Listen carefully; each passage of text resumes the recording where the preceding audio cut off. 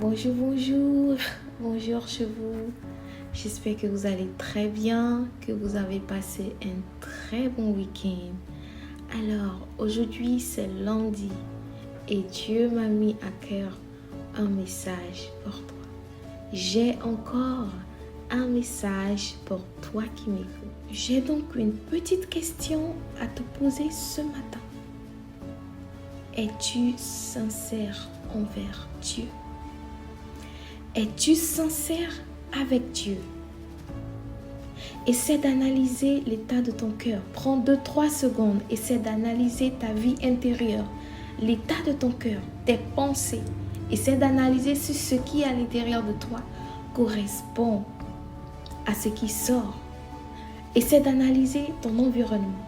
Es-tu irréprochable devant Dieu et devant les hommes? Dans le livre de Actes chapitre 24, verset 16, l'apôtre Paul nous dit: je m'efforce d'avoir constamment une conscience sans reproche devant Dieu et devant les... Est-ce que tu marches dans l'obéissance?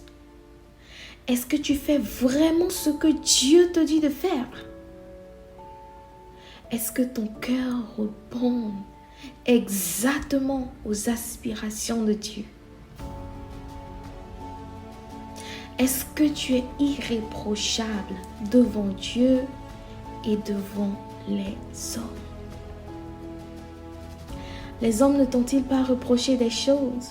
Parce que lorsque Dieu te parle et que tu n'entends pas, il va passer par des gens pour te parler.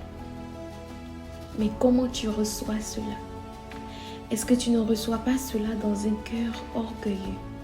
Est-ce que tu ne reçois pas cela dans un cœur où tu as même atteint ce niveau de sincérité par intérêt personnel, au point où tu utilises même les versets bibliques pour justifier tes mauvais actes, pour justifier ton mauvais comportement, pour justifier tes paroles? Apocalypse chapitre 2, verset 10 nous dit ceci: sois fidèle jusqu'à la mort et tu auras la couronne de vie.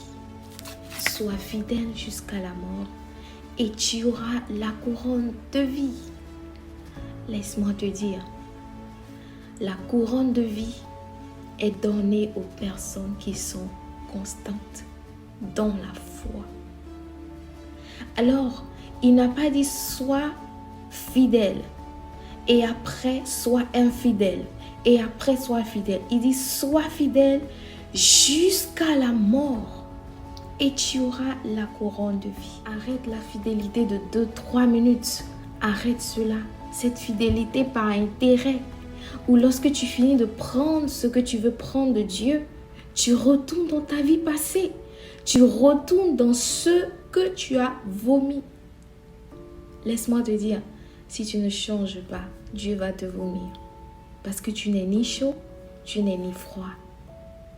Il faut que tu changes. Il faut que tu changes. Regarde, il a tout accompli pour toi. À la croix de Golgotha, la seule chose qu'il te demande, c'est d'être fidèle jusqu'à la mort pour que tu aies la couronne de vie. Il te demande de respecter cette alliance.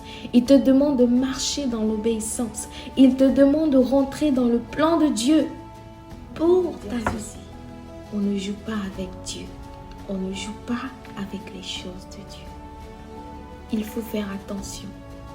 Lorsque Dieu te parle et qu'il te dit arrête ça et qu'il te donne des instructions, rassure-toi d'obéir. Rassure-toi d'obéir. Car la couronne de vie est donnée à ceux qui sont fidèles jusqu'à là. J'aimerais t'encourager. J'aimerais t'encourager à être sincère envers Dieu. À être sincère de tout ton cœur. Dans ta prière.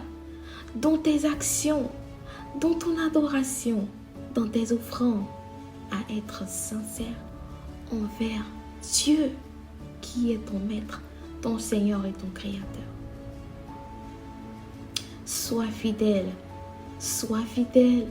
et sois fidèle. Sois irréprochable devant Dieu et devant les hommes.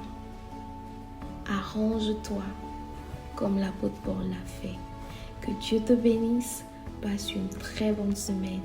Sois fidèle jusqu'à la mort et tu auras la couronne de vie. Bye.